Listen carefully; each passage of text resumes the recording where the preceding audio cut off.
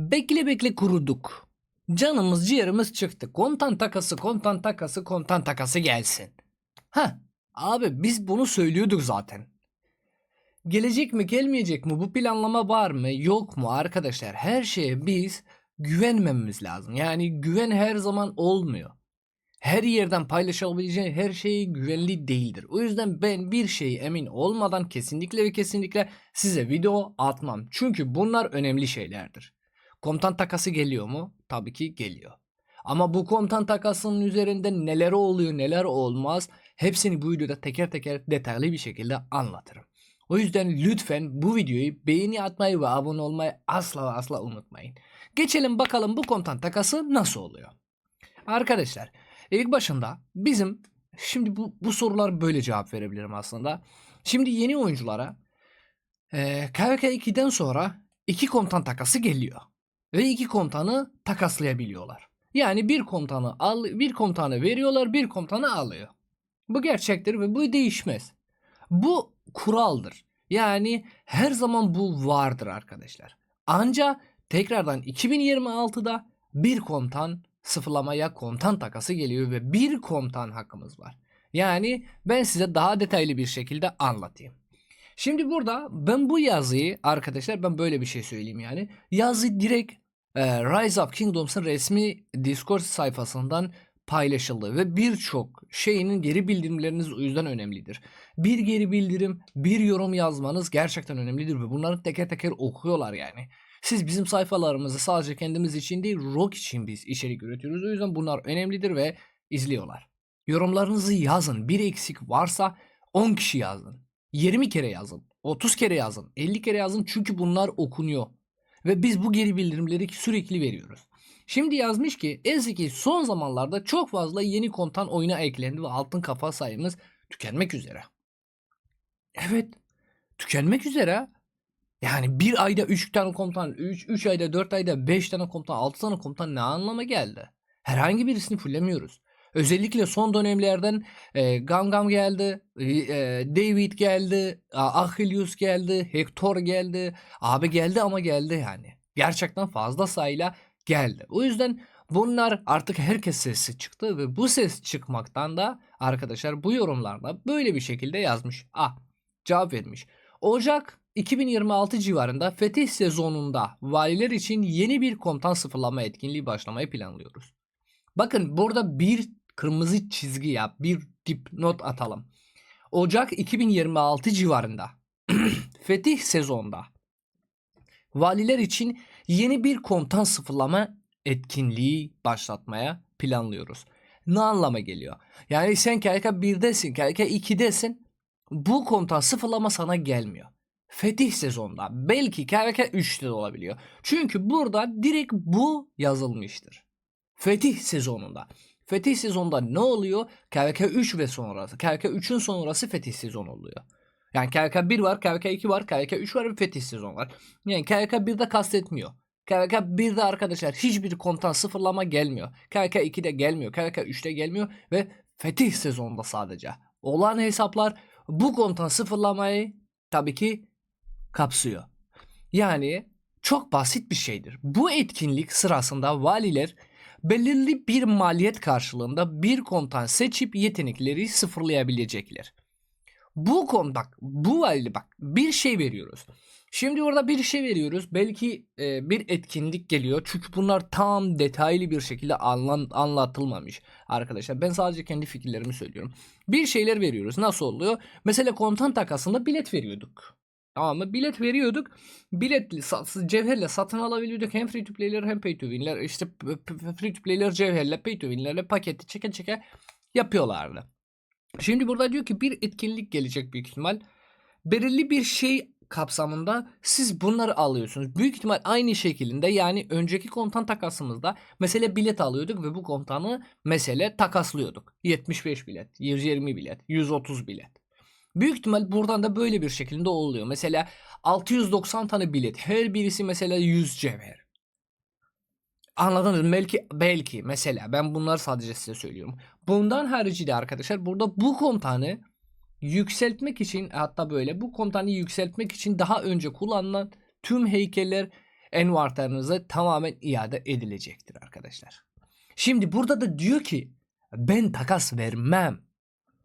Ben takas vermem. Yani arkadaşlar çok basittir. Diyor ki sadece harcadığınız şeyler geri veriliyor. Envantere geliyor. Yani nasıl oluyor? Ben size çok basit bir şekilde söyleyeyim. Oyuna geri döndük arkadaşlar. Örnek veriyorum. Ben ByQ'yu fulllemişim. Tamam mı? ByQ'da harcadığım şeyden buradan direkt, yani kitabın üzerine tıklarsınız arkadaşlar. Buradan direkt geliyor. Gelişim maliyeti.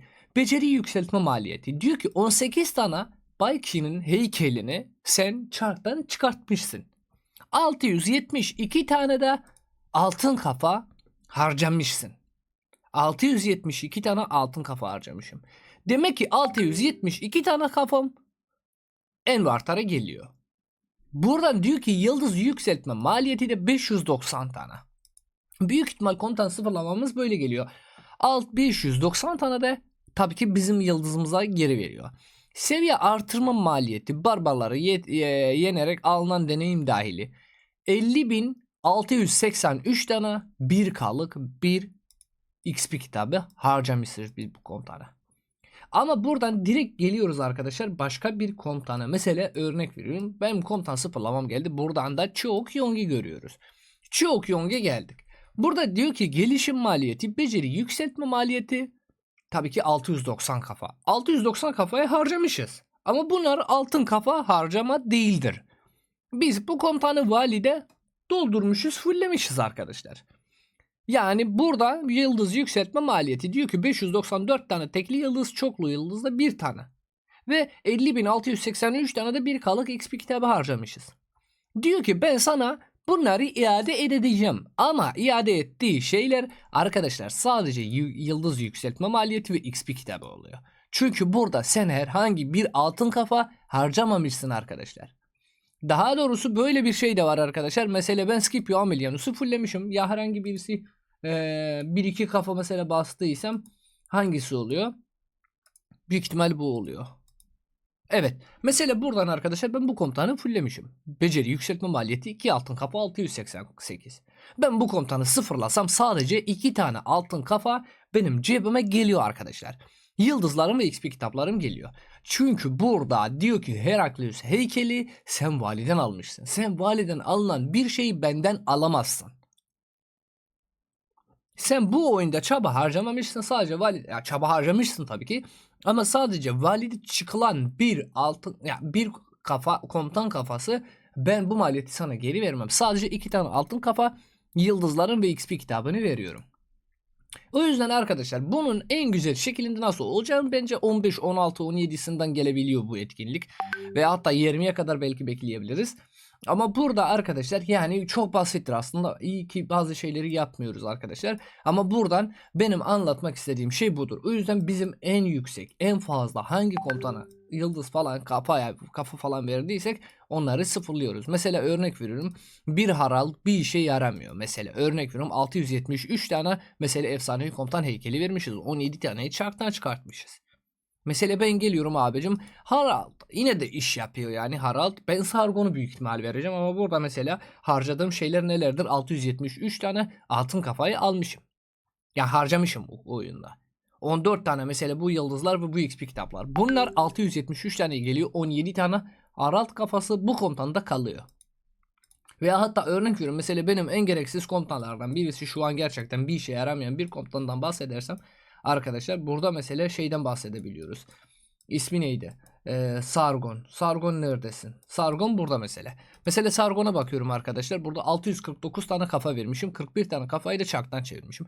649 tane kafam geri geliyor. Yıldızlarım ve XP kitaplarım geliyor. Ama nasıl geliyor? Bunlar ticket olarak gelmiyor. Direkt çantama geliyorum arkadaşlar.